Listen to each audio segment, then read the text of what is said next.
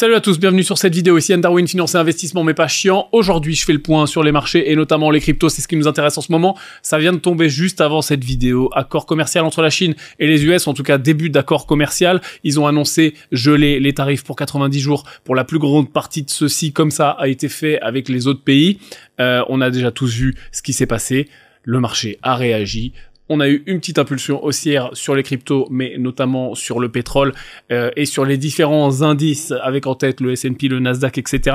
Bref, tout est vert. Donc maintenant, la question, c'est de se dire, avec les récentes avancées qu'on a eues, est-ce que finalement, j'ai toujours la même vision sur ces différents marchés? C'est pour ça qu'on va aller sur mon écran pour aller faire le point précis. Maintenant, c'est parti, nous voilà. Alors, si je reprends comme je le fais en début de vidéo à chaque fois, sur toute l'historique de ce cycle, avec les premières vidéos, début de bull run, etc., nani nana, on a eu ce fameux sell de 20%, où j'avais indiqué vendre 20% de ma position pour faire ce qu'on appelle de la réallocation.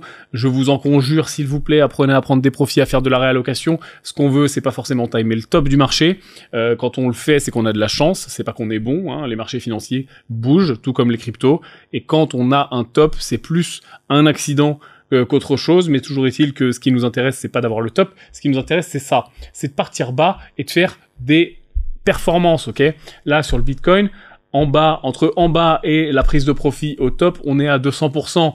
Avec le Q propre, on est à 170, 150%. Là, on est sur le Bitcoin, sur les alts, c'est encore plus important. Ce qui nous intéresse à chaque fois, c'est d'être capable de faire ça. C'est pas de se dire, je suis le meilleur, j'ai vendu au top, je suis capable de timer le marché trop bien. Non, c'est beaucoup plus facile de timer le marché, timer entre guillemets, avec des gros guillemets, entre, vous voyez comme on le voit là, fin 2023 et aujourd'hui, avril-mai 2025, hein, je tourne cette vidéo en temps réel 12 mai 2025, si jamais tu la regardes un petit peu plus tard, c'est beaucoup plus simple de avoir des positions qui nous rendent de l'argent en un an et demi qu'en quelques semaines, ok?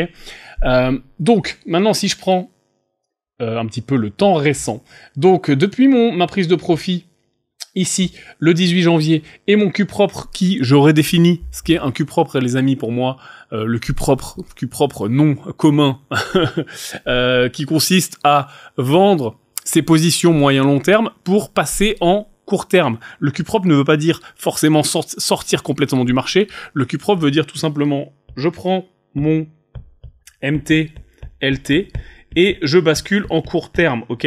Ce qui permet tout simplement de continuer à être investi, ce qui permet de être toujours exposé au marché, à la hausse comme à la baisse, puisque là, on va arriver sur des phases de trading. Donc, j'ai d'ailleurs shorté le marché plusieurs fois pendant la baisse. Là, bien sûr, je suis repassé bull, et je vais t'expliquer dans cette vidéo hein, ce qui va se passer et ce que je pense pour le futur. Mais le principe d'être exposé de façon plus court terme, ça va tout simplement permettre deux choses. Un, de faire des fameuses réallocs, parce que quand tu as beaucoup de profits, et je te vraiment motive à te poser la question, pose-toi vraiment la question si aujourd'hui tu as beaucoup de profits et le marché repart à la hausse, si à un moment ça serait pas bien de faire une réalloc. Alors peut-être que maintenant là il est trop tôt puisque les nouvelles sont bonnes, on est un petit peu boule, mais dans quelques semaines, dans quelques mois, dans quelques jours, je sais pas encore, et c'est tout le principe de cette vidéo d'aller faire des projections, pose-toi les questions de cette réalloc, ok? Ça permet de partir sur d'autres classes d'actifs. Moi par exemple, sur mon 20% que je t'ai montré là-haut, ici, sur mon sell de 20%, ça m'a permis d'acheter un appart, tout simplement. J'ai acheté un appart à Dubaï, sur lequel je vais d'ailleurs très probablement faire une belle plus-value après quelques travaux pareils qui ont été payés gratuits par les cryptos, donc ça c'est quand même beau. Je le mettrai d'ailleurs pour ceux qui sont dans Money Game dans le groupe, une fois que j'aurai complètement débouclé l'opération, je vous montrerai. Mais l'idée c'est d'être agile, ok? C'est d'être capable de faire ces réallocs pour partir soit sur d'autres classes d'actifs, soit sur la même. Parce que c'est pas parce que je bascule en court terme que je peux pas être sur la même classe d'actifs. Mais par contre, je vais pouvoir baisser mon risque, ok? Si je prends un exemple très simple avec des grands chiffres, vraiment pour qu'on comprenne la philosophie, j'avais 100 au début, j'ai 1000 au bout d'un moment. Bon, bah ces 1000, je les récupère, et peut-être que je vais coffrer 500, et remettre à risque 500, ok? Ça s'appelle baisser son risque, tout simplement. Et ça, c'est quand même très intelligent, et c'est quand même vraiment ce qu'il faut apprendre à faire. Donc arrêtez s'il vous plaît. Et je sais que j'ai toutes sortes de commentaires à chaque fois sur les cycles crypto, parce que c'est là où on a peut-être les gens je sais pas, les plus dogmatiques, les plus débutants ou quoi que ce soit, à chaque fois c'est pareil, sur tous les cycles c'est pareil, j'annonce, je sors, je rentre, je pense qu'on est au début, fin de cycle, milieu de cycle, etc. Et à chaque fois, il y a des supporters de foot, mais regarde, t'as dit que ça montait, ça redescendait, t'as dit que ça descendait, ça remontait, on s'en fout, arrêtez s'il vous plaît, d'avoir cette vision-là, non pas pour moi, ça fait 10 ans, l'an prochain, je fête mes 10 ans sur YouTube, ça fait 10 ans que je répète la même chose. Donc, je peux pas vous dire mieux, apprenez, s'il vous plaît, pour vous, à prendre des profits. Quand je regarde vraiment la compétence numéro 1 qui manque aux gens qui pourraient faire plus d'argent ou qui pourraient tout court faire de l'argent, c'est de savoir prendre des profits, c'est de savoir coffrer, c'est de savoir encaisser. Ok ? Tu prends des profits, admettons, ici, un peu comme moi, tu vois, même sur la baisse. Ah, génial, ça remonte. Ah, bah zut, alors, si j'avais su, j'aurais pu prendre cette montée-là. Mais qu'est-ce qu'on s'en fout ? L'important, c'est de faire de l'argent. C'est pas d'avoir absolument tous les micro-mouvements du marché. Ouais, ok, tu as raté quelques pourcents. Et alors, ok ? Surtout que maintenant, on peut le trader. Alors, parenthèse fermée, je continue parce que j'ai quand même vraiment beaucoup de choses à te montrer dans cette vidéo. Tu vas voir, on va parler de la Chine, on va parler des tarifs, on va parler de où va le Bitcoin, on va parler du positioning du marché, on va parler des différents scénarios. Est-ce que je me suis trompé, mais à culpa ? Est-ce que, au contraire, ça va dans le sens que je m'imaginais ? Je te rappelle que dans ma précédente vidéo, j'ai mis beaucoup plus de pourcentage de chance à ce qu'on soit en fin de cycle, un petit pourcentage de chance à ce qu'on voit un double top et un pourcentage encore plus petit qui est un nouveau paradigme et que finalement le Bitcoin est complètement changé. Donc reste avec moi, je te fais un petit peu de suspense pour voir ma vision à jour sur cette vidéo. Je vais te la mettre à jour en temps réel, j'ai pas mal de choses, donc on avance s'il te plaît. Ok, donc on était là, on a fait Q propre, j'avais une zone ici qui est en rouge sur laquelle je voyais bien une zone potentielle pour pouvoir re-rentrer, ou alors en tout cas un prochain arrêt où l'actif, le Bitcoin aurait pu aller se parquer. Bon, on est allé juste au-dessus, hein. On aurait pu aller vers 70, 69, il se trouve qu'on est allé voir 75, 76, qui était potentiellement une belle zone moyen terme pour quelqu'un qui voulait rentrer. Je sais que pas mal de gens l'ont fait, donc félicitations à vous. Et là, on est reparti comme jamais, et on en est là. Mais maintenant, la question, c'est, ok, à 104 319 très précisément ce matin, qu'est-ce qui va se passer ensuite ? Alors, beaucoup de choses.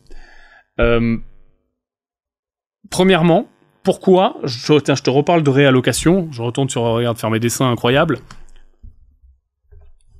Pourquoi ce qui m'intéresse, c'est d'aller vers du plus court terme, pour aller vers quelque chose de plus dynamique, pour aller vers de la réallocation. Là, en ce moment, je trade, ok ? C'est-à-dire que je suis toujours exposé au marché, sauf que je prends des paris court terme, tu vois, là, j'ai un trade qui est en cours ce matin, et j'ai eu une belle semaine. Tiens, il y a eu, sur les annonces ce matin, des tarifs, 9918 de plus-value qui sont rentrés. Ok, qu'est-ce que je fais avec ça ? Je fais toujours de la réalloc, c'est-à-dire que tu rentres une somme X, cette somme X, ben, je la traite comme un actif, c'est-à-dire que là, elle part en ce moment. Ce que je fais, c'est que je l'envoie sur Kraken et je te fais un DCA LT, ok ? Parce que, encore une fois, l'important, c'est de comprendre que il faut faire des poches d'investissement. Tu peux très bien être à long terme sur une poche d'investissement qui, sur l'actif auquel tu crois, par exemple Bitcoin, ok, méga long terme, intercycle, j'achète, j'oublie. Et tu peux être très bien, au contraire, sur le cycle en cours, en mode, ok, est-ce qu'on est plutôt en fin de cycle, est-ce qu'on est plutôt en début de cycle ? Je suis pas en train, là, de donner ma vision, hein, je vais te la donner juste après, je suis juste en train de te donner un mode de réflexion sur ces différentes poches d'investissement. Il faut vraiment que tu les vois comme quelque chose d'indépendant. Et tu pourrais très bien, si tu fais par exemple du trading, donc très court terme, à côté tu fais du très long terme, par exemple tu achètes du Bitcoin parce que tu y crois à long terme, et à côté tu fais de l'immobilier, qui pourrait être lui-même à long terme, par exemple tu fais du locatif, ou à court terme tu fais du marchand de biens, toutes ces poches d'investissement sont indépendantes. Il faut que tu vois ces différents investissements comme des poches, comme des boîtes qui sont indépendantes. Certes, parfois il y a des effets de bord, il y a des effets de flux parce que on a fait un bon coup d'un côté, on va récupérer pour réallouer dans une autre boîte, mais c'est bien des effets comme ça. Et le but, c'est bien sûr d'aller chercher de l'argent partout, et d'être capable de bouger là où il y a le plus de traction. T'imagines bien que si je continue mon exemple, t'as 4 boîtes et t'as ton immobilier par exemple qui t'a rapporté beaucoup d'argent, et ta boîte crypto elle est presque vide parce qu'on est en plein bear market, tu vois, on est il y a 2 ans, 2 ans et demi. Bah là, faire une réalloc de dire ok j'ai fait plein d'argent en IMO, pouf, je vais aller overweight, hein, je vais aller rajouter un petit peu dans cette fameuse poche de la crypto, ça serait intelligent. Donc prends vraiment ce réflexe. Là, ce que je fais en ce moment, c'est que tout ce que je fais en trading court terme, notamment sur les cryptos, mais pas que d'ailleurs, en trading de façon générale, je l'envoie, je te mets le lien là un peu autour de cette vidéo. On fait un partenariat avec Kraken en ce moment, qui est pour moi le meilleur exchange, clairement la meilleure plateforme. Je dis pas ça à cause du partenariat, c'est une plateforme que j'utilise depuis 2016. À l'époque, j'ai acheté mes premières cryptos dessus, à l'époque où XRP était tendance, etc., où j'y croyais à fond. Je m'en rappelle très bien. J'ai acheté également mes premiers Ethers aux alentours de 80 balles sur Kraken, donc ça me rappelle des bons souvenirs. On a un partenariat en ce moment. Je te mets le lien. Je fais le DCA automatique sur la plateforme, c'est-à-dire que je prends mes plus-values de trading et je les fous en DCA automatique, par exemple. Si je mets 10 000 $, je mets 2 000 $ par semaine et tous les mardis à 18h, automatiquement, bam, ça rentre 2 000 $ sur le Bitcoin ou sur n'importe quel actif. Tu peux le faire de façon totalement automatisée. Donc en fait, tu mets une somme qui peut être X, peu importe, et après tu dis, ok, tu vas me découper cette somme tous les jours, toutes les semaines, tous les mois, peu importe, et tu règles comme ça et t'oublies complètement ce DCA. Et là, pour une poche très long terme, et notamment en Bitcoin, c'est ce que je fais. Et je trouve ça très intelligent de prendre une poche de gain de trading par exemple, mais tu pourrais le faire avec n'importe quoi, tu pourrais le faire aussi avec de l'épargne, peu importe, et de automatiquement set it, forget it, et de le mettre sur le Bitcoin en mode très long terme. Là c'est une poche que je vais pas toucher avant 5 ans, 10 ans, sauf changement bien sûr, on sait pas ce qui peut se passer, mais en tout cas la vision est très long terme sur cette poche-là, et l'idée ce sera de suivre les mouvements du marché. Maintenant, allez, on va aller sur mon écran, parce que j'ai beaucoup de choses à te montrer. On est parti pour un petit peu voir le futur, où est-ce qu'on va maintenant et où est-ce qu'on va aller dans les semaines qui viennent. On avait vu lors de la précédente vidéo qu'on avait beaucoup de outflow, et c'était là toutes les barres rouges sur les fameux ETF qui drivent énormément le marché. On le sait, la croissance institutionnelle sur ce marché en ce moment, c'est eux qui font en tout cas les gros flux. Et donc je te disais, et c'est notamment en grande partie ce qui m'avait fait avoir ce scénario que j'avais la dernière fois, de se dire ok, l'argent maintenant sort également du marché par les institutionnels, ça pue du cul. Il se trouve que on a eu exactement un retournement avec des volumes qui sont extrêmement significatifs, hein, parmi les plus hauts, à peine en dessous, mais quand même très significatifs, qui re-rentrent sur les ETF. Donc ça, c'est quand même méga puissant et c'est un vrai signe qu'il se passe un vrai truc. Donc premier point, très positif pour moi. Maintenant, je voudrais parler de la hausse, parce que en ce moment, tout le monde dit ok, le Bitcoin agit comme une valeur refuge, et c'est un petit peu ce que je vais chercher à voir avec toi dans cette vidéo, de se demander si on a un changement de paradigme, c'est-à-dire se dire ok, et j'en avais parlé de ce scénario finalement du new paradigme, de se dire ok, jusqu'à aujourd'hui, donc jusqu'à hier on va dire, le marché faisait des cycles. Je parle uniquement du Bitcoin, là pas des alts. Hein. Les alts, elles sont toujours au fond du trou, même si elles sont en train de reprendre bien sûr puisqu'elles suivent, mais on va se focus sur le Bitcoin. Est-ce que on passe d'un marché cyclique à ce qui pourrait se passer maintenant, un nouveau paradigme où les cycles finalement viennent se lisser, s'arrêter, et on arrive sur un semblant de quelque chose de stable, ou quelque chose un petit peu comme le gold, qui à long terme serait relativement stable et relativement haussier, et qui jouerait comme une valeur refuge. Ça c'est quand même super important de se le demander, parce que si ça arrive, en effet, on serait sur la vision long terme de Satoshi Nakamoto, on serait sur la vision long terme de tous les maximalistes Bitcoin qui se disent ça depuis le début, et peut-être que ça va leur donner raison, mais surtout nous, en tant qu'investisseurs, il faut finalement qu'on soit capable de suivre, puisque si on est sur cette vision long terme d'or numérique, c'est quelque chose qu'on va pouvoir accumuler beaucoup plus sereinement qu'un truc qui fait des cycles avec des moins 80%. Si la thèse c'est de se dire ok, le truc est devenu vraiment l'or numérique et la valeur refuge au même titre que l'or, on peut l'accumuler de façon beaucoup plus sereinement, voire même l'accumuler avec de la trésorerie d'entreprise, l'accumuler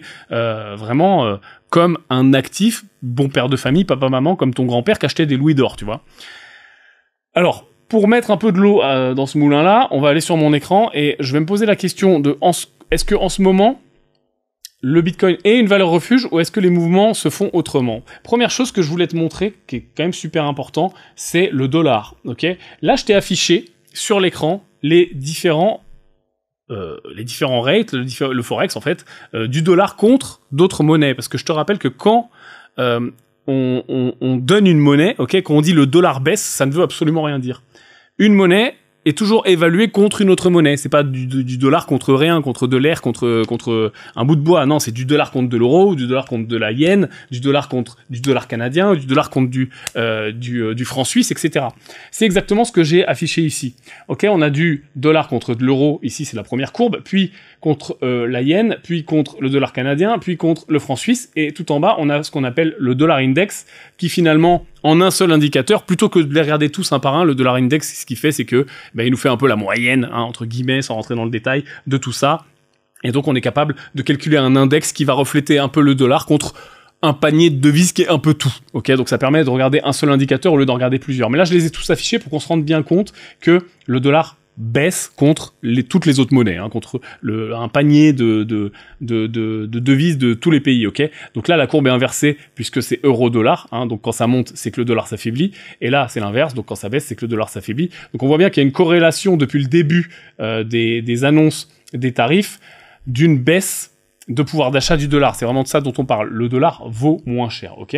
Donc ça, c'est la première chose, de se dire, ok, est-ce que finalement le Bitcoin monte ou est-ce que le dollar baisse? Et quelle est la force, finalement? Comment ça pèse dans la balance entre, ok, certes, le Bitcoin monte, mais le Bitcoin est tout le temps, pour la plupart, en tout cas, quand on le regarde, dénominé en dollars, ok? BTC USD. On peut très bien regarder BTC euro, BTC ce qu'on veut, mais les prix du Bitcoin, quand ils sont affichés partout à la télé, machin, sur BFM ou sur Bloomberg ou où tu veux, c'est BTC USD. Donc, mécaniquement, si l'USD baisse contre toutes les autres monnaies, il baisse aussi contre le Bitcoin. Donc, en fait, la hausse du Bitcoin, c'est mécaniquement également une partie de baisse du dollar. D'ailleurs, la même chose pour la hausse de l'or, qui est également dénominée en dollars. Donc, ce que j'ai cherché à me dire, c'est est-ce que on joue comme une valeur refuge ou est-ce que finalement, c'est une baisse du dollar? Ici, j'ai affiché, justement, le Bitcoin contre le dollar, ici, en jaune, là, en orange, ok, j'espère qu'on voit bien, oui, à peu près à l'écran, et ici, en rouge, là, je te fais clignoter, c'est le Bitcoin contre l'euro, cette fois-ci.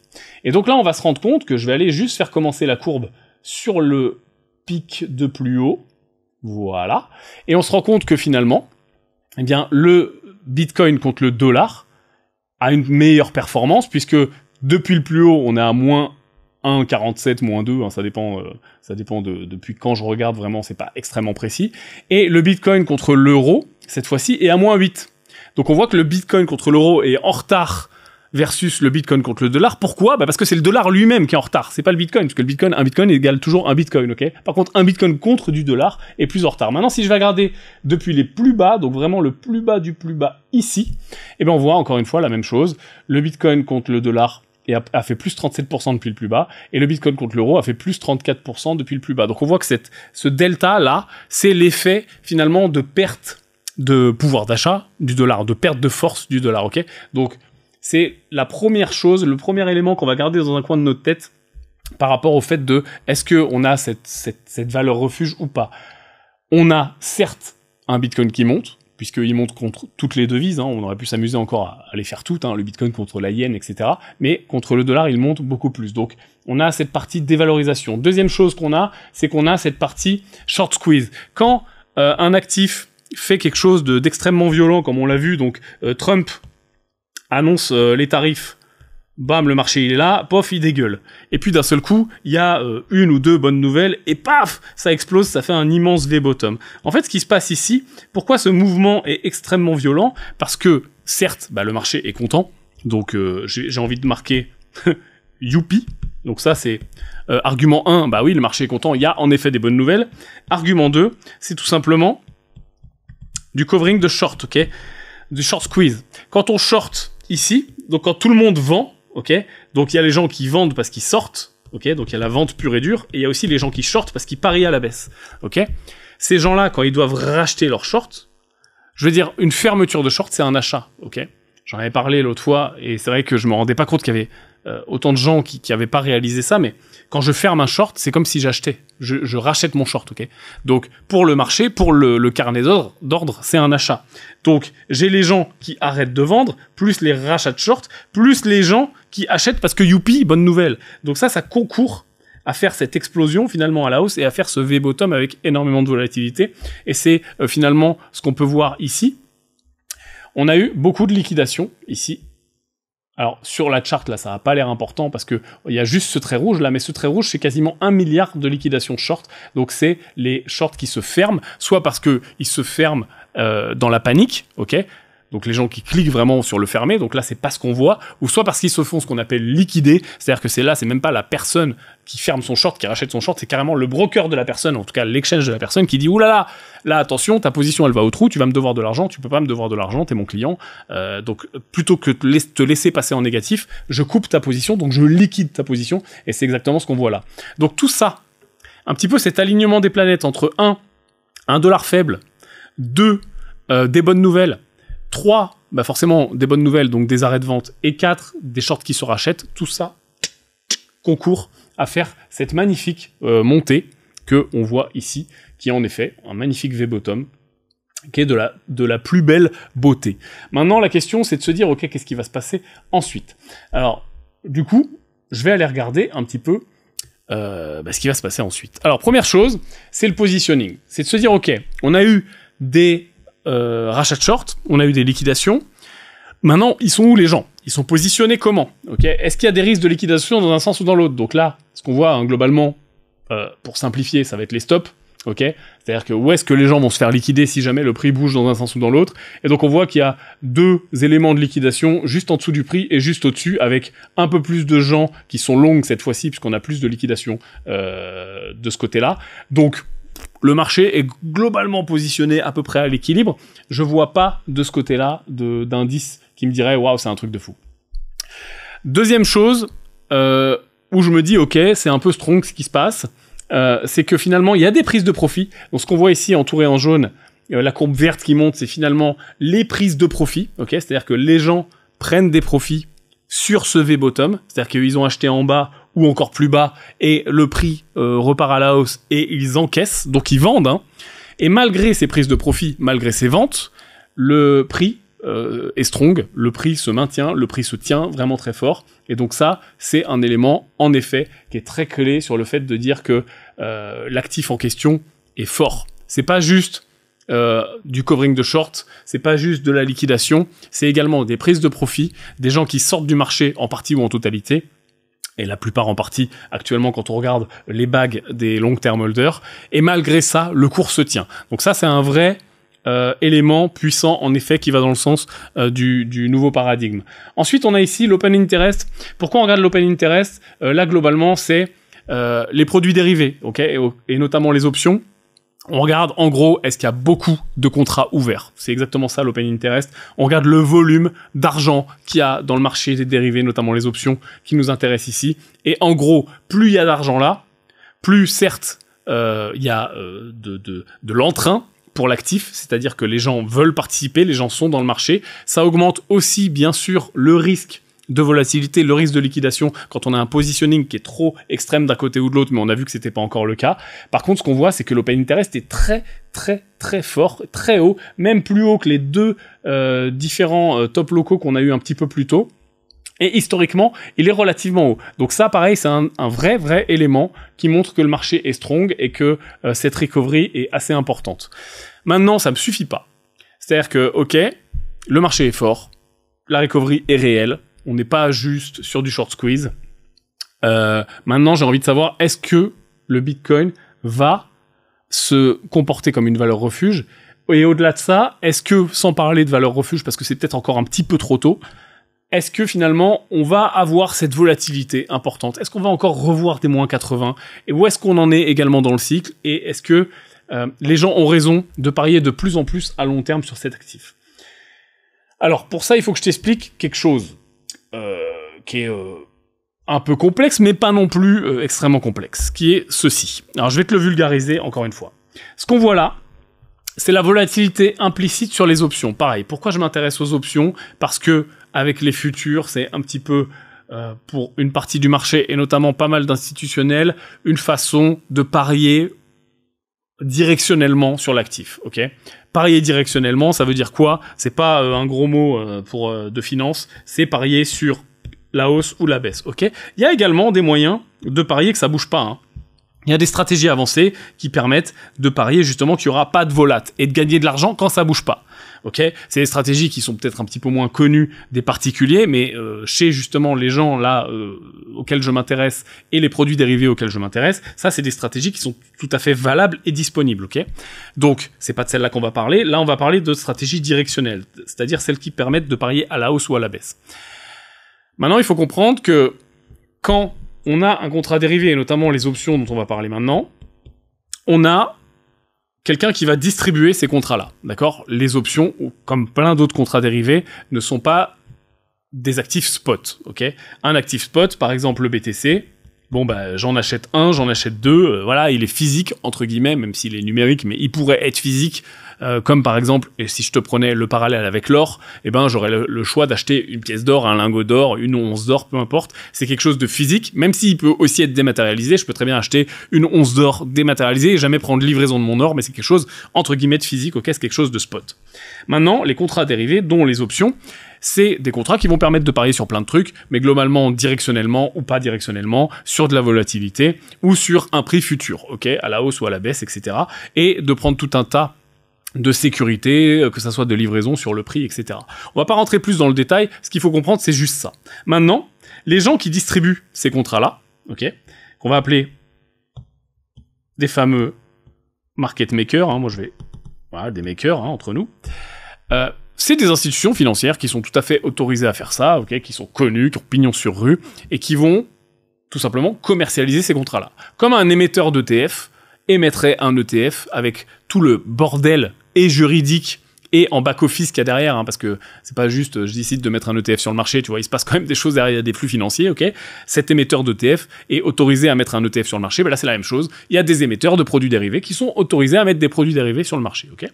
Ces gens-là, bien sûr, c'est le casino, ok. C'est pas qu'il y a de la manipulation, machin, mon Dieu, les petits particuliers, non, c'est pas du tout ça. C'est que, en tant que maker, finalement, en tant qu'émetteur de contrat, tu n'as même pas besoin d'être directionnel ou d'avoir raison sur le sous-jacent. Je te prends un exemple plus connu, comme ça tout le monde comprend. Un émetteur d'ETF qui va mettre un ETF Bitcoin, or, CAC 40, peu importe sur le marché. Il n'a pas besoin que l'ETF, que le sous-jacent, donc l'or, le CAC 40, ce que tu veux, le Bitcoin, monte pour gagner de l'argent. Il n'a pas besoin qu'il baisse pour qu'il gagne de l'argent. Il est complètement agnostique en tant qu'émetteur au sens de l'actif. Parce que lui, il se rémunère pas sur le sens de l'actif, il gagne à tous les coups, il se rémunère uniquement, finalement, sur les frais de transaction, ok, ou de garde, ou, bref, d'entrée-sortie, tout ce que tu veux, mais globalement, c'est des frais, d'accord? Donc, plus il y a d'argent qui rentre dans cet instrument, plus il fait d'argent. Peu importe si ça monte, peu importe si ça baisse, peu importe si ça bouge pas, il va faire toujours plus ou moins la même somme, à peu de choses près, parce qu'il va se hedger un petit peu différemment, ça peut lui coûter un petit peu plus cher, etc. Mais toujours est-il que son argent, il est fait sur le volume, on appelle ça l'AUM, pour un ETF par exemple, sur l'argent qui est sous gestion, qui est dans l'instrument, ok. C'est pour ça que quand on dit « oui, BlackRock manipule le marché parce que maintenant il a l'ETF Bitcoin, etc. » Non, pas du tout, il a absolument pas besoin. BlackRock, il attend juste que les gens viennent mettre de l'argent dans son ETF et il prend un pourcentage et c'est génial et il fait énormément d'argent et en plus il fait ça sur tous les actifs du monde, donc il fait plein d'argent, ok. Maintenant j'en viens à mon explication pour les options. Donc sur les options, on a ce genre d'émetteurs, ok, de market maker, et ils vont utiliser, pour le coup, pour pricer les options, des formules qui sont quand même beaucoup plus compliquées, qui sont, on va dire, des équations mathématiques qui permettent justement de pricer ces contrats-là, ok, pour savoir combien ils doivent les vendre. Parce que on comprend bien que s'il y a un petit peu plus de volatilité, c'est un petit peu plus dangereux. Il faut un petit peu plus se hedger. Il faut que le maker il achète le sous-jacent pour pouvoir le livrer si jamais le client veut prendre livraison, etc. Donc on comprend que globalement, plus il y a de volat sur l'actif, plus c'est risqué pour l'émetteur, et donc plus l'émetteur va prendre un petit peu de largesse sur son pricing. Ok ? Si je dois un petit peu donner une explication qui est simple.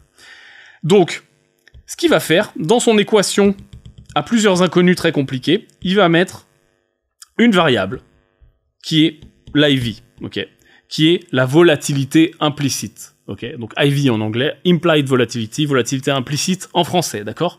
Et cette volatilité implicite, on va dire que schématiquement, pour faire très simple et pour comprendre l'indicateur, c'est un petit peu la prime de risque de l'émetteur. C'est-à-dire que quand ça pue, le marché est pas stable, le marché est volatile, et donc l'émetteur veut prendre moins de risques, il augmente, il tourne un peu, c'est vraiment lui qui décide, hein, il augmente un petit peu le bouton de la volatilité implicite, et donc les prix des différents contrats sont plus chers. Okay, tout simplement, le client final va payer plus cher. Et puis quand l'émetteur se dit, ok, là il y a moins de risques, parce que ça peut être des résultats d'entreprise, ça peut être des risques géopolitiques, ça peut être plein de choses, hein, de la liquidité, etc. Il y a moins de risques, ok, tout se passe bien. Il baisse un peu le curseur de cette volatilité, ce qui permet pour le client final de payer moins cher, et donc il augmente un petit peu la demande de cette façon-là, et il descend également un petit peu sa couverture. Ok, c'est ça la volatilité implicite. Et on comprend bien que plus l'émetteur prend un pari sur un temps long, si je te donne un contrat à 6 mois, forcément, je prends moins de risques qu'un contrat à 3 ans. C'est quand même vachement plus dur pour moi, en tant qu'émetteur, de dire qu'est-ce qui va se passer dans 3 ans. Donc forcément, les contrats plus longs, ils tournent, encore une fois, un petit peu le bouton pour augmenter la volatilité implicite et pour augmenter finalement le prix et donc se protéger un petit peu plus. Donc nous, en tant qu'investisseurs, quand on regarde la volatilité implicite de ces contrats, on est capable finalement de jauger le risque global du marché, en tout cas de tous les plus grands émetteurs, le risque qu'ils donnent, le risque qu'ils price, ok ? C'est vraiment le prix du risque pour ces différents émetteurs-là. Qu'est-ce qu'on voit là ? Eh bien, on voit que la volatilité implicite de ces contrats, finalement, fait cette belle courbe-là qui s'aplatit, c'est-à-dire qu'en effet, oui, il y a de plus en plus de volatilité implicite avec les mois et les semaines qui passent, mais normalement, cette courbe devrait être vraiment pentue. Tu vois, si on était sur un actif si risqué, si ces différents émetteurs voyaient le Bitcoin comme quelque chose d'extrêmement risqué et d'extrêmement volatile, qui est sensible et supposé de faire un moins 70, moins 80%, la volatilité implicite, elle serait aux étoiles, tu vois, elle sera à 100, 110, 120, 200%. Là, on est à 55. On est à 35, 40, 45 sur les contrats courts, et on est à 55 et à peine plus sur les contrats beaucoup plus longs, vraiment de 1 an et plus. Ça montre quoi ? Ça montre que le marché, et tous ces plus grands émetteurs qui vraiment font pas les choses au hasard, hein, là je te parle de PhD en sciences et en maths dans tous les sens qui font ces calculs-là, estiment que la volatilité du Bitcoin, puisque c'est de celui qu'on parle, va être faible, va en s'affaiblissant. Et pourquoi est-ce qu'on voit ça ? Et on le voit très bien ici. Là, on a la même chose, finalement, avec la volate, bon, cette fois-ci sur les 3 et 6 mois. Je vous rappelle que c'est pas la volatilité réalisée, c'est pas la volatilité en temps réel, c'est la volatilité implicite, celle que eux price dans leur équation. Cette volatilité, on le voit, elle fait un downtrend ici, de façon importante. Donc ça nous montre vraiment que ces différents émetteurs, qui sont quand même des gens importants sur le marché, voient, price, pensent, estiment que le Bitcoin, finalement, si je dois faire un raccourci, est de plus en plus vu. C'est pas parce qu'il l'est, c'est pas parce que il est vu comme une valeur refuge qu'il l'est, mais en tout cas, il est vu comme une valeur refuge. Et entre il est vu et il l'est, il manque pas grand-chose. Ok ? Donc, ça, c'est quand même positif pour ce qui va se passer.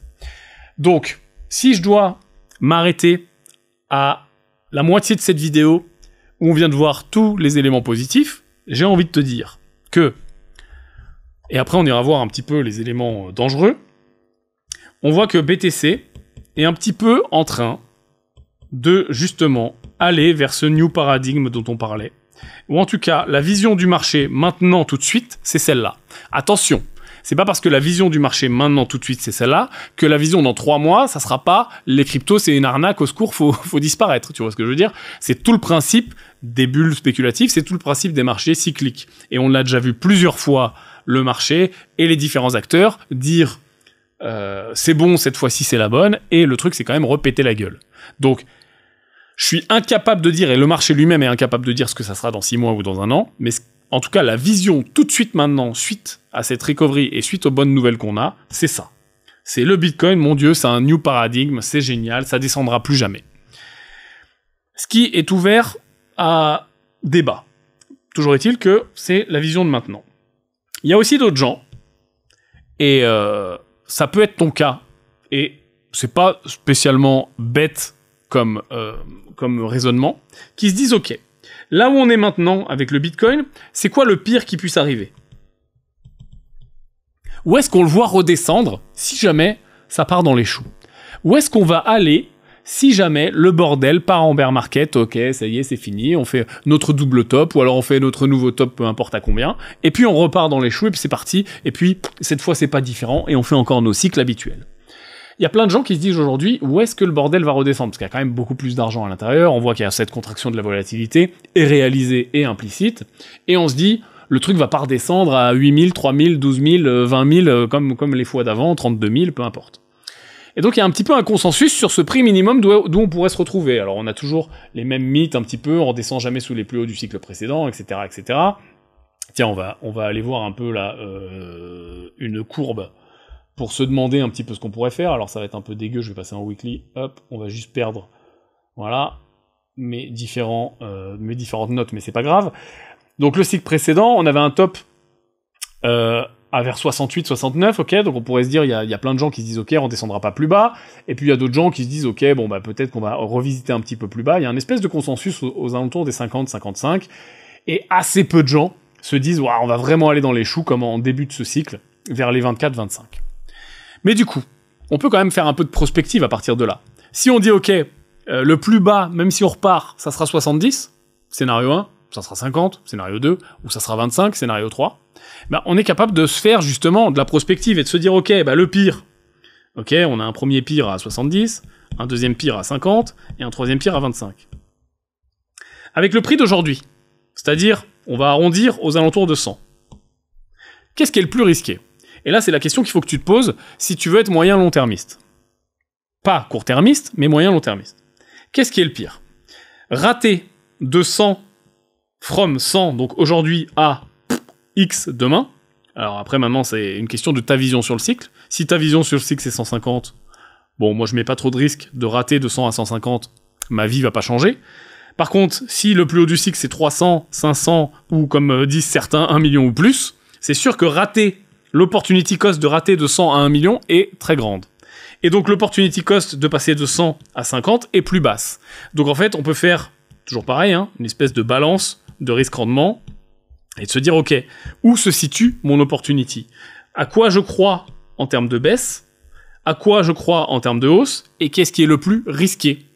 Prendre le risque d'être dans le marché, ou au contraire, ne pas être dans le marché. Ne pas être dans le marché peut être plus risqué qu'être dans le marché, suivant ta vision, ici, de hausse, par rapport à ta vision de baisse. Voilà, ça c'était pour faire le petit point d'étape au milieu de la vidéo, après avoir vu tous les points positifs. Maintenant, il faut quand même, et c'est quand même mon but dans la vie, de te montrer les deux faces de la pièce, et on va aller sur ce qui pourrait mal tourner. Parce qu'il y a quand même certains éléments qui pourraient mal tourner. Après, la question, c'est de se dire, quand est-ce qu'ils vont mal tourner? S'ils tournent mal, est-ce que c'est demain, ou est-ce que c'est après-demain, ou est-ce que c'est plus loin? Première chose, on a les tarifs. Alors, les tarifs viennent juste avant que je commence cette vidéo. On vient d'avoir une immense news, où en gros, Trump gèle les choses avec la Chine, ils arrivent sur un début d'accord, on part sur 90 jours de blocage de tarifs, en tout cas la plus grande partie, et donc les marchés trouvent ça positif, et donc les marchés le saluent. Maintenant la question c'est quand même de se dire, qu'est-ce qui se passe si jamais les tarifs tout ou en partie, parce que je rappelle que c'est pas parce que là on les bloque en partie qu'ils sont complètement bloqués, ok, on en enlève certains, mais je rappelle qu'il y a quand même encore des 10% par-ci par-là, ça a un effet très clair sur le PIB. C'est-à-dire que c'est pas genre on met des droits de douane et bon bah c'est juste un petit peu d'argent qui est bloqué au moment de l'émission, de l'émetteur, du vendeur, etc. Non, ça va se répercuter sur les prix, ça va se répercuter sur la demande, ça va se répercuter sur les impôts, ça se répercute partout. On est capable assez facilement de faire des matrices de calcul pour savoir l'effet que ça peut avoir sur le PIB. On avait jusqu'à il y a peu, avant les news qu'on vient d'avoir, cet effet-là qui était prévu. On sera peut-être un petit peu en dessous, mais ça n'empêche pas qu'on a un effet qui est délétère sur le PIB. Ces choses-là mettent beaucoup de temps à se diffuser dans l'économie. C'est pas un truc qui est immédiat. C'est pour ça que, et c'est toujours pareil, quand il y a les annonces, il y a un premier effet sur le marché, et on l'a vu, Trump annonce les tarifs, le marché se pète la gueule, et puis là, le marché, au fur et à mesure des bonnes nouvelles, ou en tout cas du rétropédalage de Trump, bah, repart à la hausse. Tout ça est de l'anticipation. Mauvaise nouvelle, bam, on part à la baisse alors que les effets vont mettre 6 mois, 1 an à arriver dans l'économie. Bam, bonne nouvelle, ça repart à la hausse alors que de la même façon, les effets vont mettre 6 mois, 1 an à arriver dans l'économie. Pourquoi ça met si longtemps? Et ça pourrait être les tarifs, ça pourrait être des nouveaux impôts, ça pourrait être des résultats d'entreprise, ça pourrait être plein de choses. Ça pourrait être les taux d'intérêt. On a énormément parlé des taux d'intérêt, leurs effets sur l'économie, etc. Pourquoi ça met du temps? Bah parce que tout simplement, on parle d'économie réelle. tu vois, là, on a l'arrivée des cargos et des tankers aux États-Unis. Ben, on voit qu'il y a eu exactement le même nombre de cargos qui sont arrivés, malgré le fait qu'ils en ont envoyé beaucoup moins depuis la Chine, depuis l'annonce des tarifs, tout simplement parce que les cargos étaient en mer et qu'il faut 40, 50, 60 jours pour qu'ils arrivent. Donc finalement, étant donné qu'on a réussi à négocier avant, il y a eu peu ou pas d'effet. Mais par contre, on l'a vu au départ. On a vu qu'il y avait une baisse du prix des conteneurs qui viennent de Chine et on a redirigé le flux au Vietnam. Et ça, c'est réel, mais c'est pas encore arrivé dans l'économie. C'est-à-dire que on le voit sur des indicateurs qui sont leaders, et c'est exactement ce que fait le marché, et c'est exactement ce que font les bons analystes, ok, en termes de macro et en termes d'analyse fondamentale. Contrairement, encore une fois, aux traits magiques qui vont laguer puisque c'est la réaction du marché, et donc le prix est finalement en retard là-dessus. Ce que font ces analystes-là et toutes ces personnes-là, c'est de se demander, ok, il y a des annonces. Donc là, dans mon exemple, la Chine arrête d'envoyer des cargos, envoie, non pas depuis la Chine, mais depuis le Vietnam, parce que c'est un petit peu moins cher en termes de droits de douane, donc il faut que le temps que les marchandises transitent. Puis du Vietnam, ça part, donc ça fait augmenter le prix finalement des cargos et des conteneurs, parce qu'il y a plus de demandes. Et le temps que ça arrive aux États-Unis, il y a peut-être encore 50-60 jours, donc peut-être que tout le process prend 60-80 jours. Et donc quand on regarde ces indicateurs-là, on est capable, 60-80 jours à l'avance, de savoir comment ça va se diffuser dans l'économie. Mais ça n'empêche pas le marché d'avoir surréagi au tout départ parce que un très certain nombre des acteurs justement qui ont ces informations-là sont aussi ceux qui font bouger le marché parce que c'est ceux qui ont les gros capitaux. Et après, un petit peu tout le monde suit et il y a un effet de panique. Ok, mais voir ces indicateurs-là permet de comprendre au-delà de la première news ce qui va se passer. Là, a priori, ça va dans le bon sens puisque les temps là de 60, 80, 90 jours ont pu finalement amortir l'impact de ces droits de douane, plus toutes les entreprises avaient du stock, donc là elles ont écoulé leur stock avant d'augmenter leur prix, donc on ne devrait pas avoir d'effet inflationniste plus que ça. Il y avait un deuxième élément qui était extrêmement prégnant, c'est celui-là. Taïwan.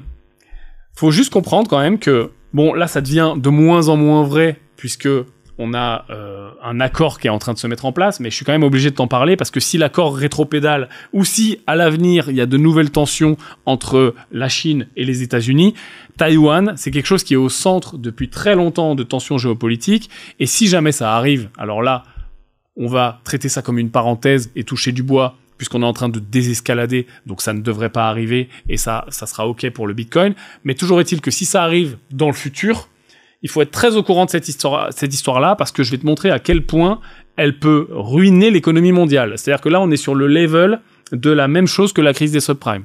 C'est-à-dire qu'on en est encore très loin, je veux pas être du tout alarmiste, je veux juste faire un petit peu d'éducation sur la problématique de Taïwan.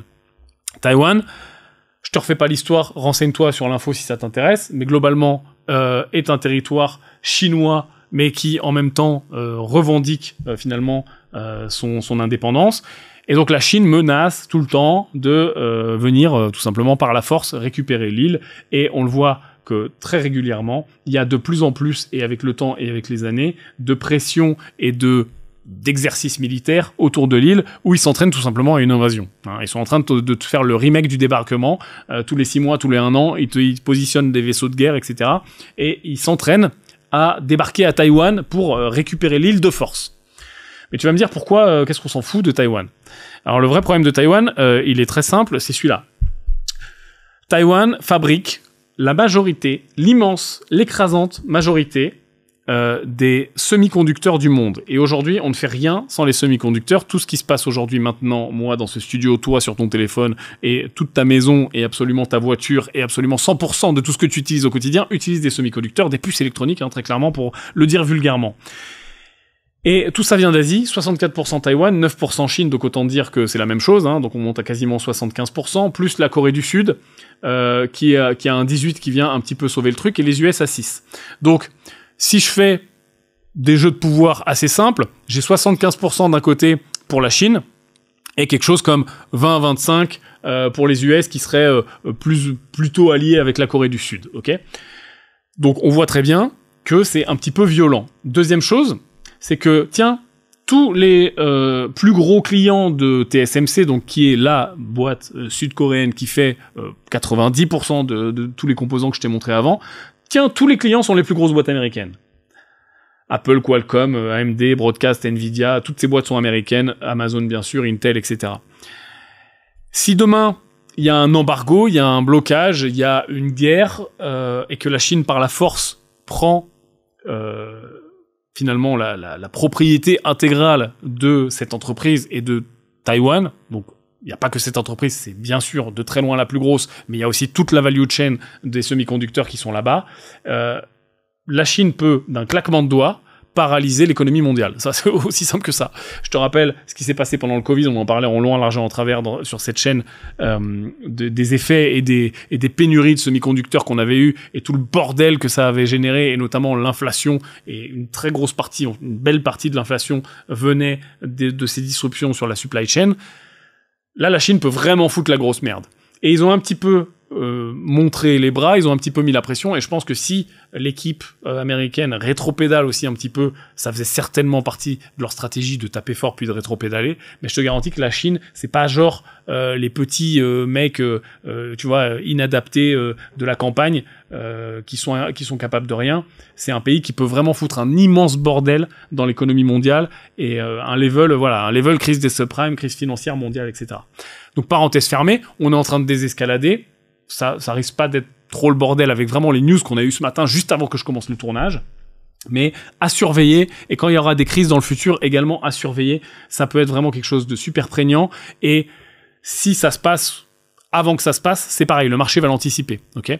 S'il y a des forces chinoises qui se placent de plus en plus autour de Taïwan et qu'il y a des rumeurs que la tension monte, le marché va l'anticiper, on va avoir des shorts massifs sur TSMC bien sûr, sur Apple, sur Qualcomm, sur Nvidia, sur AWS, les marchés risquent vraiment de se pré-effondrer en anticipation de tout ça. C'est pas du tout ce qui se passe aujourd'hui, on est dans le paradigme inverse, mais c'est bien aussi d'avoir une liste de trades, entre guillemets, ou d'investissements, ou en tout cas de surveillance, si jamais il se passe telle ou telle tension dans un sens ou dans l'autre, on est capable d'anticiper et d'avoir tout de suite un plan d'investissement, et je te garantis que là, le plan d'investissement sera un petit peu sauf qui peut, et valeur refuge. Tiens, parlons des valeurs refuge. J'ai commencé à te parler du Bitcoin qui agirait comme une valeur refuge. Alors, je vais faire un point 1 sur les valeurs refuge, et 2, donc d'abord sur le gold, et 2 sur le fait de est-ce que Bitcoin ou pas est une valeur refuge et comment est-ce qu'il se comporte dernièrement. Première chose, on va remonter au moment du Covid, parce que on a un très bel effet du gold et de ce qui s'est passé à ce moment-là. Donc là, en jaune orange, c'est le gold, et en rouge, ce qu'on a pris comme benchmark, c'est le S&P 500, les marchés américains, les 500 plus grosses capitalisations, pour se rendre compte de ce qui se passe, et ça s'est globalement passé sur tous les marchés de la même façon. Donc, le Covid arrive, tout se passe bien, il y a des rumeurs, etc., etc. Et puis patatras, le 20 février 2020, c'est vraiment l'avènement du Covid comme on l'a tous connu, avec les premiers confinements, rumeurs de confinement, ça part hors de contrôle, on parle de pandémie mondiale, etc. Bam, panique sur le marché, tout s'effondre. Qu'est-ce qu'on voit ? On voit que dans les premiers jours, le gold lui monte. Pourquoi ? Parce que valeur refuge. Donc en effet, une valeur refuge n'est pas une valeur, et c'est très important de comprendre ça, parce que si le Bitcoin le devient, ou pour ceux qui pensent qu'elle l'est déjà, il faut à tout prix comprendre ça.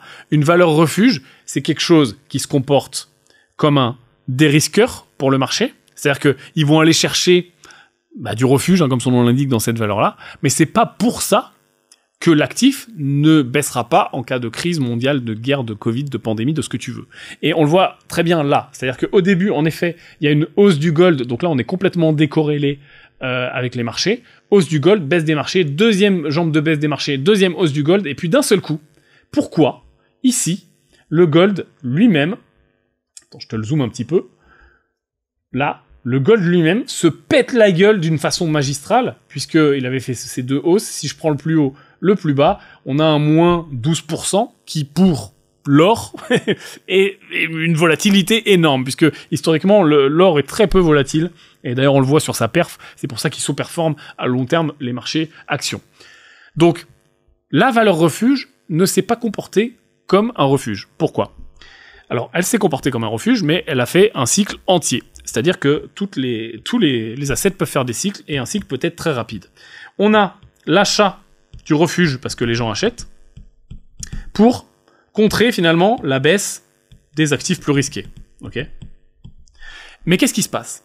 Si les actifs plus risqués continuent à se péter la gueule, à ce moment-là, toujours pareil, liquidation, appel de marge, des gens qui paniquent, des gens qui doivent rembourser des crédits, des lombards, des appels de marge dans tous les sens, qui doivent rouler des produits dérivés, que ce soit des futurs, des options, etc. Bref, il y a besoin d'argent frais. Et l'argent frais, il est où? Il est là, dans les valeurs refuges. Donc qu'est-ce qu'on fait?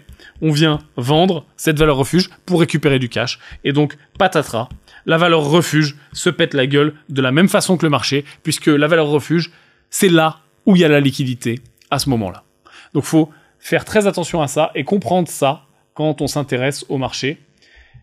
Parce que une valeur refuge est un refuge jusqu'à ce que finalement ça soit suffisamment le bordel pour que ça arrête d'être un refuge. Maintenant, que se passe-t-il, les amis, avec le Bitcoin en ce moment? Puisque on a vu un cycle là très rapide. Annonce, donc le S&P 500 toujours en rouge. Trump arrive au pouvoir, c'est le bordel, annonce des tarifs, boum, patatras, V-bottom. Le gold, pendant ce temps-là, lui monte, c'est-à-dire qu'il n'y a pas eu, à part peut-être ici, sur vraiment la première grosse volate ici, il y a eu quelques liquidations, donc on voit qu'on a eu une baisse du gold un petit peu importante ici, mais globalement, il s'est comporté comme une valeur refuge, c'est-à-dire qu'il a vu énormément d'inflow, il a gagné en valeur, et à certains moments, il y a eu quelques liquidations, mais la baisse n'était pas assez violente pour faire de grosses liquidations, donc il y a eu des petites baisses et des petites récupérations de liquidités, tu vois, de l'ordre de moins 4, moins 5%. On va afficher le Bitcoin, qu'est-ce qu'il a fait pendant ce temps-là, notre ami le Bitcoin? Tac. Le voilà en violet. Eh bien, on voit qu'il s'est pas du tout comporté comme le gold. Il s'est comporté complètement comme le marché. C'est-à-dire que, regarde, juste le S&P 500, qu'on soit bien d'accord, il clignote, hein, voilà. Bon, on voit bien qu'il est très clairement corrélé au Bitcoin. Enfin, plutôt l'inverse. Le Bitcoin est très clairement corrélé à lui. Donc, aujourd'hui, le Bitcoin n'agit pas. Est-ce qu'il est pas? Ça, c'est philosophique. Mais en tout cas, il n'agit pas en termes de price action comme une valeur refuge. Donc juste attention, en début de vidéo j'étais très positif, là maintenant je suis plus nuancé. Le Bitcoin n'agit pas comme une valeur refuge, voilà, très clairement. Il agit comme un multiplicateur des mouvements du marché, ce qui n'est ni bon ni mauvais, mais il faut juste être conscient de ce qui se passe. Maintenant, parlons du cycle. Puisqu'on a parlé en long, en large et en travers du cycle, je t'ai dit sur la dernière vidéo que moi j'étais plutôt dans le camp de soit le cycle est sur la fin, soit on va avoir un double top. Je mets assez peu de chance sur le fait qu'on aille vraiment très haut, tu sais, sur les discours là, 200, 300, 400, 500 000. Donc tout ça m'a conduit à prendre des profits et à passer court-termiste. Je rappelle, prendre des profits c'est bien, et être court-termiste ça veut pas dire être en dehors du marché, ça veut dire être plus nuancé sur ses positions et faire attention tout simplement à ce qui se passe, mais c'est pas pour ça que on profite pas de la volatilité, puisque on prend tout simplement des paris à court terme et la volatilité nous aide. Elle est beaucoup moins stressante en plus puisqu'on est en partie ou en totalité en dehors du marché, sauf sur la poche qui est encore court-termiste, mais du coup on est plus serein, on a plus la tête froide et on peut profiter. Maintenant la question c'est de se dire ok, que se passe-t-il sur la fin de cycle? Moi il y a quand même quelque chose qui m'intéresse beaucoup, c'est de voir, par rapport à la dernière fois, là, ce fameux double top, parce que je sais que beaucoup d'entre vous, et c'est normal, c'est très humain, aimer un petit peu se dire, tiens, comment ça va se passer? Ben voilà. Si je viens superposer le price action de la dernière fois, on est vraiment sur quelque chose d'assez similaire. Alors on est en avance sur cette reprise-là. Alors, est-ce que on va reproduire le même schéma? Est-ce que ça a absolument rien à voir et faut complètement oublier et puis on va monter et voilà? Est-ce qu'on va voir un double top juste au-dessus du prix et on repart à la baisse? Bon, il faudra surveiller. Moi, il y a quelque chose qui m'avait un petit peu fait tiquer la dernière fois, c'est un petit peu ces passages de moyenne mobile. Alors on peut en poser plein, hein. Les moyennes mobiles c'est pas quelque chose de magique, mais c'est quelque chose qui permet un petit peu de lisser les courbes, hein. Quand on voit cette moyenne mobile, on voit qu'elle est beaucoup plus lisible que quelque chose de très volatile. On était venu la toucher sur le premier bottom, là on l'a également touché, ensuite on a fait notre double top, et on était venu la toucher, rebondir un peu, et puis finalement la casser, là c'est la 50, qui est assez prégnante en weekly, hein. La 50 weekly c'est quand même une moyenne mobile longue et lente. Si on vient faire le même schéma là, double top et qu'on revient aux alentours de la moyenne mobile, bon, posez-vous des questions, les amis, sur vos prises de profit. Par contre, si on vient sur la hausse, hein, cette figure ne veut surtout pas dire, attention, ne me faites pas dire ce que j'ai pas dit, hein, c'est pas parce que les cycles se ressemblent qu'ils doivent se recopier. Mais à l'heure d'aujourd'hui, est-ce qu'on va avoir un double top? Est-ce qu'on va avoir un nouveau paradigme? Est-ce que on va voir le Bitcoin qui va nous faire un truc absolument dingue, d'aller se stabiliser pendant des mois et des mois là-haut? Je ne sais pas. En termes de timing, quand même, parce que ça peut être intéressant de se rendre compte, si je prends ce cycle-là, et ce double top, ça nous amènerait... Alors là, bon, on est un petit peu en avance, donc si je tire le trait, ça nous amènerait, allez, en juillet. Si je le copie un peu plus sur le cycle, ça nous amènerait en août-septembre, avec une rebaisse qui serait quelque chose vers septembre, octobre, novembre, décembre, ok? Donc voilà un petit peu le timing, on est incapable de dire ce qui va se passer, ça c'est vraiment de la prospective, mais je la fais parce que je sais que vous l'aimez bien. Moi, elle ne m'aide pas spécialement, parce que j'ai très conscience que la macro, et on l'a vu encore une fois avec Trump, hein, là ce qui a généré la baisse des marchés, c'est pas du tout un manque de confiance, tout le monde était content, tout le monde voulait aller to the moon, tout le monde se disait que le cycle allait être incroyable, etc. Et ce qui a généré finalement cette baisse, c'est clairement la macro, c'est clairement les décisions politiques. Mais bref, ça, c'est fait. Maintenant, on va se poser encore 2 questions avant que je te laisse et que tu puisses bien prendre tes décisions sur tes prises de profit ou sur tes entrées sur le marché. C'est quand même ce qui va se passer demain par rapport aux taux. Les taux, juste pour mémoire, les voici, les voilà. On est aux États-Unis encore assez haut, finalement, par rapport à l'Europe notamment. Un taux d'intérêt haut, finalement, c'est un risque premium qui se contracte. Ok, je vais expliquer ça un petit peu plus en détail pour qu'on soit bien tous d'accord. Si les taux d'intérêt, donc directeurs, sont hauts, donc on va dire 4% et plus par exemple ici, pour une partie des économies autour du monde. Ça veut dire que sans risque, je vais pouvoir placer mon argent à 4%. Donc ça veut dire que mon risque, ce qu'on appelle le risque premium, c'est-à-dire le fait d'aller chercher plus de risques pour aller chercher un premium, doit être justifié. C'est-à-dire que si je vais chercher plus de risques, par exemple, sur Bitcoin, pour aller chercher 6% ou 8%, bon tu comprends bien que prendre du risque sur un asset volatile, etc., pour aller chercher pas beaucoup plus de performance, ça incite pas les gros investisseurs et le gros argent à faire le move. Alors que si les taux sont bas et baissent, par exemple 1 ou 2%, par là, hein, qu'on va sur la baisse, forcément d'aller faire les mêmes 6-8, j'ai un risque premium qui est beaucoup plus important, et donc naturellement, finalement, on va aller vers les assets plus risqués. Donc là, ce qu'on a envie de voir, pour cette raison-là, c'est la baisse des taux. Ça fuelerait vraiment beaucoup d'argent, parce que, forcément, il y a ce double effet. L'effet 1 que je viens d'expliquer du risque premium, et l'effet 2 qui fait qu'on emprunte moins cher. Donc si je veux me leverager, si je veux prendre de l'emprunt, si je veux prendre du gearing, on dit sur les marchés financiers, c'est-à-dire que je veux rajouter plus d'argent que ce que j'en ai, tout ce que je vais payer dérive de ces taux directeurs, hein, dans le système bancaire, et donc en plus l'argent est moins cher. Donc j'ai de l'argent moins cher, et j'ai un risque premium plus important. Donc ça aligne un petit peu les planètes. Là pour l'instant, Jérôme Powell est quand même relativement ferme, et quand même très ferme sur le fait qu'il veut pas baisser les taux, parce qu'il y a ce risque d'inflation avec les tarifs. Là, les tarifs sont en train de se régler petit à petit, donc on enlève le risque d'inflation. Et donc, peut-être que la Fed va faire un pas vers l'économie en disant « Ok, je vais baisser peut-être de 0,25, 0,50 », ce qui peut être super intéressant, et ce qui, pareil, remettrait un coup de fuel au marché. Peut-être que pour aider un petit peu, on surveillera un indicateur leader qui est l'emploi américain, et notamment, on a vu le NFP très récemment. Bon, là, il était bon.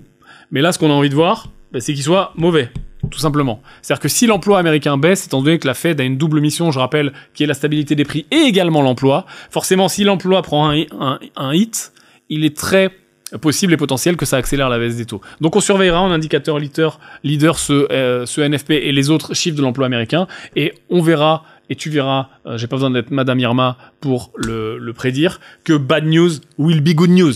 C'est-à-dire que s'il y a des mauvaises nouvelles, avec un accent américain incroyable, s'il y a des mauvaises nouvelles sur le marché de l'emploi, le marché va faire un parallèle très rapide et une anticipation importante sur le fait de, ok, L'emploi baisse, donc la Fed va baisser les taux. Si la Fed baisse les taux, accès à l'argent. Si la Fed baisse les taux, risque premium augmente. Donc bam, on va sur les assets à risque. Et donc on risque d'avoir le même jour une réaction assez importante des assets à risque, dont les cryptos. Et je voudrais faire un dernier point pour que tu aies cette vue 360 avec moi aujourd'hui, qui est le point du discours de certains qui dit il faut aller sur les cryptos parce que le dollar est fini, le dollar va mourir, etc. Et la fameuse baisse de l'hégémonie du dollar et la hausse des différentes nouvelles monnaies, dont les BRICS qui ont des stratégies pour faire émerger leur monnaie, etc., etc. Et finalement, le dollar est mort. C'est-à-dire que il y a quand même des raccourcis très rapides qui sont faits sur Internet. Ça y est, le dollar est mort. Les Américains ont plus de pouvoir. C'est exactement pour ça qu'il y a les tarifs, etc. Parce que voilà. Et donc, il faudrait aller vers le Bitcoin pour cette raison-là. C'est un argument très fallacieux. Il faut quand même comprendre que le dollar aujourd'hui, c'est la majorité des échanges dans le monde et c'est également la majorité des réserves du monde, y compris la Chine, y compris les pays qui ne sont pas alliés, voire même ennemis des US, utilisent le dollar pour leurs réserves, pour leurs prêts, et les prêts qu'ils donnent aussi, qu'ils reçoivent et qu'ils donnent, pour bien sûr leur commerce, pour bien sûr leur paiement, pour bien sûr tout simplement leurs réserves en actifs, ok, puisque énormément d'actifs s'échangent en dollars. Il y a aussi les bons du Trésor américain qui, je le rappelle, ont la même valeur que le cash sur les marchés financiers. Donc, quand on voit ici les traits bleus qui sont le dollar versus toutes les autres monnaies qui, additionnées, n'atteignent pas le dollar sur aucune de ses utilisations, voilà, ça me fait doucement rire sur la fin et la mort du dollar. Et dernière chose que je voudrais vous montrer, c'est celle-ci. Donc ça, c'est la dominance du dollar dans les différents échanges autour du monde. Donc là, on voit que 57% sur le Forex, 54% sur tout ce qui est facturation, 88% sur les transactions globales. Si je mets l'euro, voilà, qui est pourtant une grande monnaie, partagée par énormément de pays. Si je mets la livre sterling, voilà ce qui reste. Le yen, qui est une monnaie quand même très forte et valeur refuge, plein de fois, c'est à peine mieux. Et le ren, bon, qui est vraiment émergent, mais voilà, des gens disent que ça serait le futur. On voit bien qu'on en est loin. Donc attention aux raccourcis. Le Bitcoin, c'est le futur à cause du fait que le dollar est mort. Le dollar est très loin d'être mort et les États-Unis sont très loin d'être morts, même si ça peut être un bordel et que je porte pas forcément dans mon cœur toutes les décisions de Trump au niveau économique, en tout cas, puisque je suis pas là pour parler de politique, sur ces derniers temps. Maintenant, si je dois faire la conclusion de tout ça, la vraie question à se poser pour vous, les amis, il y en a deux. La une, c'est est-ce que je sais prendre des profits ? Est-ce que je sais faire des réallocations entre les différents actifs ? Et est-ce que je sais basculer entre mes unités de temps, court terme, moyen terme, long terme ? Vraiment, ça c'est la compétence numéro 1. Ça fait 10 ans que je répéterai toujours encore et pendant longtemps. Je me ferai tantôt insulter, tantôt je serai un génie au fur et à mesure des cycles. J'ai l'habitude, je suis là pour ça. Mais pose-toi la question, toi, vois les choses en face. Est-ce que tu sais prendre des profits ? Et est-ce que tu sais bouger entre tes différentes unités de temps ? Ça c'est le bloc numéro 1. Maintenant, la question numéro 2 à se poser, c'est est-ce que j'ai plus de risques à être hors du marché qu'à être dans le marché ? Et pour le Bitcoin et pour les différentes alts sur lesquelles j'imagine investir, ça peut être Ethereum par exemple, sur parier sur le retour d'Ethereum, etc. Et donc je dois mettre ça en balance sur également les différentes unités de temps. Parce que ce qui est vrai à très long terme, par exemple, regarde, je t'ai dit, je prends mes gains de trading et je les investis à très long terme en DCA sur le Bitcoin, n'est pas vrai par exemple pour le moyen terme, où j'ai fait un Q propre, et j'ai quasiment pas de moyen terme, même si là je remets quelques touches, mais j'ai surtout du court terme, parce que je suis plus dynamique sur du trading, ok. Et donc je peux très bien, même imaginons rien faire, si on était en plein bear market, par exemple, tout se pète la gueule, j'ai plus de moyen terme, j'ai quasiment plus de court terme ou éventuellement du short, mais par contre je pourrais continuer à DCA de Bitcoin parce que j'y crois à long terme, etc. Comme le fait que ça reste le roi et qu'il est de plus en plus puissant sur le marché, sa volatilité diminue, le marché le voit de plus en plus comme une valeur refuge, même si il se comporte pas toujours comme ça. Même les différents institutionnels le voient comme une valeur refuge et ils font diminuer la volatilité implicite, etc., etc., etc. Donc à toi de te poser les bonnes questions. Il n'y a pas de vérité. La seule vérité, c'est qu'il faut savoir prendre des profits. Et ce sera tout pour moi aujourd'hui. Dis-moi dans les commentaires ta vision sur ce marché. Je te dis à très bientôt. À plus.